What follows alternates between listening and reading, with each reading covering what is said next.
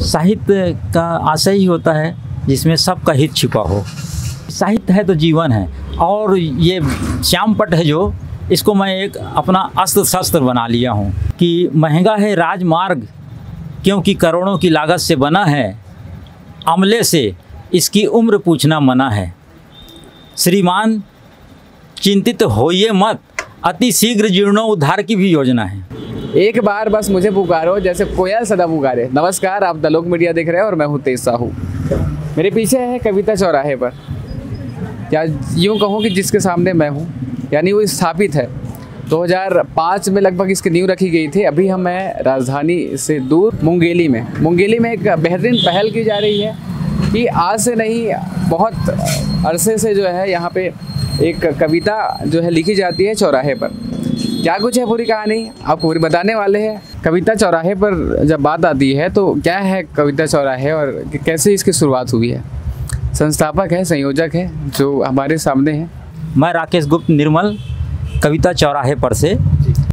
कविता चौराहे पर एक ब्लैक बोर्ड पे, श्यामपट्ट पे अपन समसामयिक रचना लगाते हैं और लगभग एक सप्ताह रचना रहती हैं। प्रारंभिक दिनों में मैं अपनी ही रचना लगाया करता था कुछ वर्षों तक। इसके बाद कुछ लोग जुड़ते गए और उनकी रचना भी लगने लगी।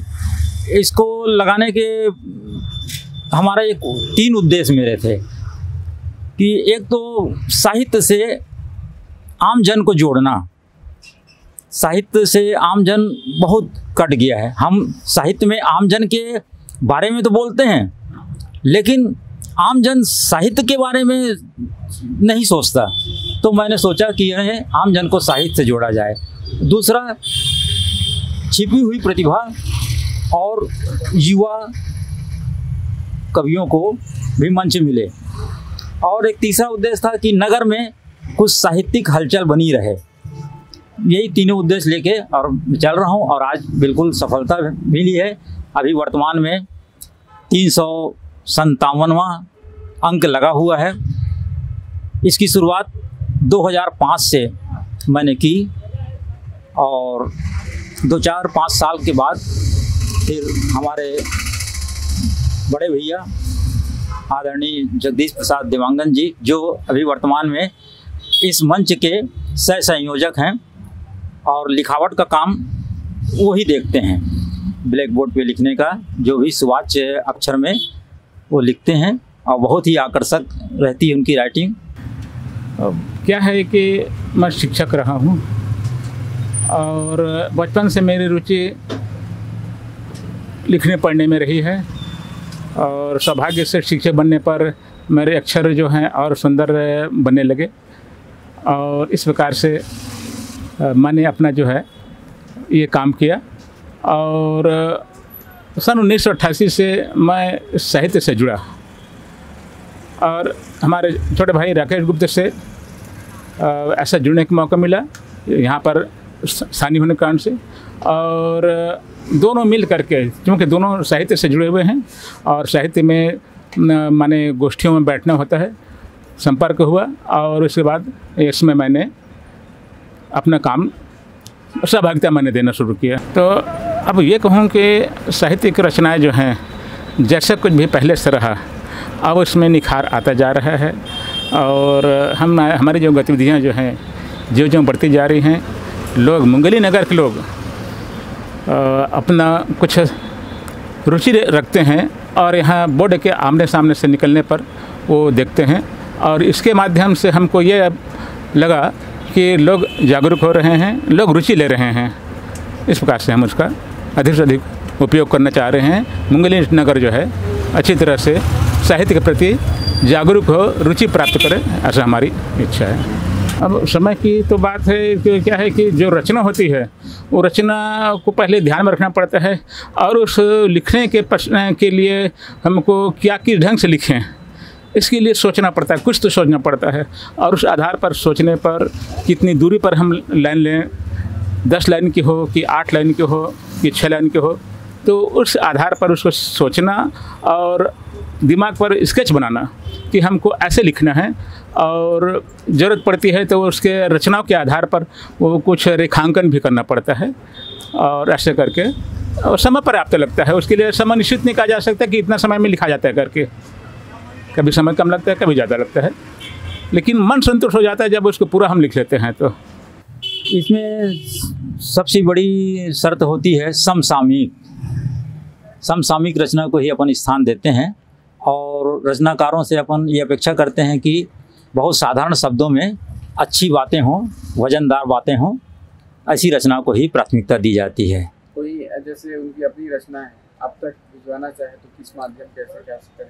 ये व्हाट्सएप नंबर आजकल सोशल मीडिया का जो बहुत बढ़िया साधन है, और उनसे ही यानी अपन लोग संपर्क करते हैं। व्हाट्सएप नंबर में उनकी रचनाएं आ जाती हैं, और जिनकी भी रचना लगती है तो अपन व्हाट्सएप एवं फेसबुक के माध्यम से उनको प्रसारित कर देते हैं। आज ये छत्तीसगढ़ ही नहीं, मेरा ऐसा मानना है कि ये भारत का एक अनूठा प्रयोग है। इसके पहले शायद इंदौर में कोई रचनाकार थे कुंभज करके, उन्होंने कभी किया था ऐसा, मैं सुना हूँ, लेकिन उनको देखा नहीं वो आज तक अभी ऐसे, यानी वो बोर्ड वगैरह उनका देखने को नहीं मिला मेरे को, लेकिन किसी के माध्यम से सुनने को मिला। दोनों रचनाकारों को भी, यानी चाहे छत्तीसगढ़ी की रचना को हो या साहित्य के यानी हिंदी के रचनाकार हों, दोनों को प्राथमिकता दी जाती है।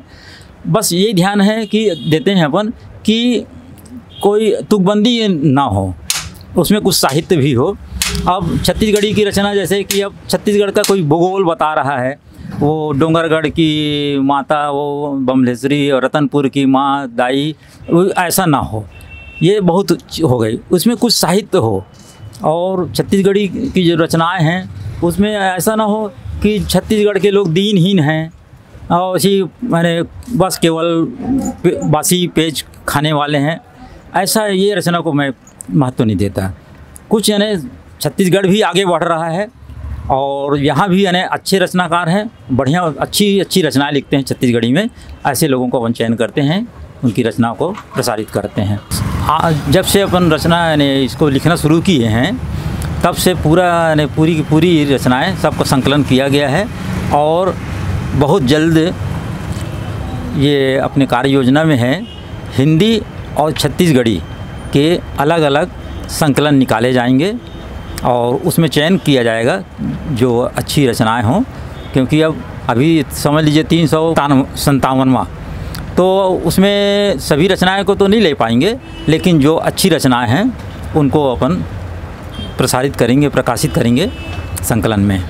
युवाओं से तो मेरा यही अनुरोध रहता है कि आप रचना लिखते हैं लिखिए, लेकिन उसके पहले पढ़िए और सुनिए, वरिष्ठ साहित्यकारों को सुने और उनकी रचनाओं को पढ़ें, और अपनी रचना को लिखने के बाद तत्कालिक प्रसारित करने को ना सोचें। अपना जो कोई वरिष्ठ है उनको यानी दिखवाएं, उनसे यानी करेक्शन करवा लें, उसके बाद फिर यानी सुधार करके आगे रचना को प्रेषित करें। चौक में लगाते थे अपन बोर्ड को, अभी ज़रा तोड़ फोड़ होने से थोड़ा चौड़ीकरण हुआ, और वहाँ पे गाड़ियों की पार्किंग हो जाती है तो बोर्ड छिप जाता था, और धूल से भी यानी वो हो जाने के कारण उसका स्थान को अपन बदल दिए हैं। अब ये सामने में ही रखते हैं, और यहाँ भी अच्छा रिस्पांस मिलता है। अब अभी खैर लॉकडाउन के कारण स्कूल वगैरह प्रभावित हुए, बंद हुई, तो उतने विद्यार्थी तो नहीं हैं आ रहे हैं, लेकिन जो भी यहाँ पास में स्कूल हैं 2-3, यहाँ से गुजरते हैं छात्र छात्राएं लोग, बिल्कुल रुक के पढ़ते हैं, और कुछ नहीं समझ में आता तो वो यानी पूछते भी हैं, तो वो मुझे उपलब्धि लगती है कि चलिए मैं यानी कम से कम किसी काम तो आया, और हमारा जो बोर्ड लगाना यानी सार्थक हुआ। साहित्य का तो अपन वो कर ही रहे हैं, और इसके माध्यम से अपन एक जन जागरण भी करते हैं। जैसे कोई दिवस है, महत्वपूर्ण दिवस, उस पर अपन रचना लगाते हैं और उसका उल्लेख करते हैं। तो जैसे कि पिछले जो हिंदी दिवस है, हिंदी दिवस 14 सितंबर को मनाया जाता है, लेकिन विश्व हिंदी दिवस 10 जनवरी को मनाया जाता है। हम 10 जनवरी को हिंदी के यानी समर्थन की रचना लगाए, और उसमें यानी उल्लेख किए कि विश्व हिंदी दिवस की सभी को बधाइयाँ। तो कुछ लोग को आश्चर्य हुआ कि हिंदी दिवस तो 14 सितंबर को होता है, ये आप कैसा? तब फिर उनको जानकारी मिली और उनके ज्ञान में वृद्धि हुई। ऐसे ही यानी हिंदू नववर्ष जो है, भारतीय नववर्ष, इसकी भी जानकारी लोगों को नहीं थी, क्योंकि अपना 2005 से ये चल रहा है। तो भारतीय हिंदू नववर्ष में सबको शुभकामना देते हुए रचना लगी तो कुछ लोगों का आश्चर्य हुआ कि नया वर्ष तो 1 जनवरी को होता है, ये कैसे? तो उनको भी बताया अपन, तो उनके ज्ञान में वृद्धि हुई और हम लोग को भी एक खुशी लगी, उपलब्धि यानी ये है भाई एक प्रकार से, और हम अपने मकसद में कामयाब हुए तो बहुत अच्छा लगता है। कि महंगा है राजमार्ग क्योंकि करोड़ों की लागत से बना है, अमले से इसकी उम्र पूछना मना है। श्रीमान चिंतित होइए मत, अति शीघ्र जीर्णोद्धार की भी योजना है। तो इसी तरह की व्यंग्य की रचनाएं रहती हैं ताकि कुछ लोग, और उसमें कई पत्रकार लोग आए और बोर्ड का उस समय फ़ोटो खींच के यानी प्रसारित भी किए, और वो काम रुका तो मुझे लगा कि चलिए कुछ काम, पंक्तियाँ कुछ काम कर गई, यानी आगे बढ़ रही है। देखिए अब कहाँ तक ऊपर वाला। वैसे यानी हर नगर में होता है, कुछ अच्छी चीज़ों की आलोचक भी होते हैं और टांग खींचने वाले भी होते हैं। यहाँ भी ऐसा हुआ, कुछ बदमाश टाइप के तत्व लोग देवांगन सर को भी डिस्टर्ब कर रहे थे, लिखते समय गाली गलौज भी करते थे। उसके हम कोई परवाह नहीं किए, अपना लिखते थे और उनसे बोल आप जो करना करिए, हम लोग कर रहे हैं। कुछ लोग कहते थे कि बोर्ड रख के अतिक्रमण कर रहे हो और सड़क में के किनारे बोर्ड नहीं रखना चाहिए, तो उनकी बात को भी अनसुना करके हम अपने काम में वो रहे और बाद में वो भी यानी शांत पड़ गए। यह है कि हम साहित्य के से जुड़े हुए हैं, तो साहित्य के प्रति हमारा जुड़ाव है। हम चाहते हैं कि लोग साहित्य से जुड़ें, साहित्य को अपना जीवन बना लें, क्योंकि हमारा जीवन साहित्य बन चुका है। और हम यही चाहते हैं कि लोग साहित्य से जुड़ें और अपने आप को अच्छा ही बनाते रहें, साहित्य को हमेशा जीते रहें। ये हमारा उद्देश्य है और यही हमारा उद्देश्य सफल होता जा रहा है, ऐसा हमको लगता है। धन्यवाद। दोस्तों, द लोक मीडिया के माध्यम से आप कविता चौराहे पर जो एक पहल है उसकी पूरी कहानी आप देख पा रहे हैं। साहित्य को लेकर जैसे गुप्ता जी से हमारी बहुत सारी बातें हुई है, देवांगन जी से बातें हुई है। एक अनूठा पहल है, छत्तीसगढ़ ही नहीं पूरे देश भर में जो है लोग इसको देखते हैं, क्योंकि सोशल मीडिया के माध्यम से अब चीज़ें जा रही हैं। अभी जो रचना फागुन पे लगी हुई थी, मैंने जब देखा तो राजधानी के एक वरिष्ठ जो है संगीतकार या मल्टी टैलेंटेड है, वो सर्वगुण संपन्न एक ऐसे व्यक्ति है चित्तरंजन गढ़ जी, उनकी रचना यहाँ पे लगी हुई है। तो छत्तीसगढ़ ही नहीं, देश के अलग अलग जो हिस्से में जैसे लोग हैं उन लोग की रचनाएँ यहाँ पे लगती है। सार्थक पहल है और मुझे लगता है कि आप सब इस पहल को जो है सराहना करेंगे। जब भी आप मुंगेली आते हैं तो पुराना बस स्टैंड है, यहाँ से जो लगा हुआ सदर बाज़ार की जब रुख करते हैं आप, तो कविता चौराहे पर आपको एक जो है बोर्ड मिलेगा। बोर्ड को आप देखिए और साहित्य के प्रति जो है एक सॉफ्ट कॉर्नर हमेशा रहना चाहिए, क्योंकि कहते हैं साहित्य समाज का दर्पण है और उस दर्पण में उन चीज़ों को दिखाई जानी चाहिए जो वास्तव में है। कैमरे के पीछे दीपक सरजी जी है, मैं हूँ तेज साहू। धन्यवाद।